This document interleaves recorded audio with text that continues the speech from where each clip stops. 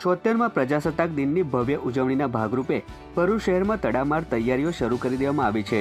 શહેરના મુખ્ય માર્ગો અને જાહેર સ્થળોને રંગબેરંગી લાઇટોથી શણગારવામાં આવ્યા છે, જે રાત્રિના સમયે આકર્ષક દ્રશ્ય સર્જે છે। આ સજાવટથી શહેરનું સૌંદર્ય નિખરી ઉઠ્યું છે અને નાગરિકોમાં રાષ્ટ્રીય પર્વની ઉજવણીનો ઉત્સાહ જોવા મળી રહ્યો છે। નગરપાલિકા તંત્ર દ્વારા કરવામાં આવેલી લાઇટની સજાવટ અને શહેરીજનોનો ઉત્સાહ જોતા આ વર્ષે પ્રજાસત્તાક દિનની ઉજવણી વધુ ભવ્ય બની રહેશે।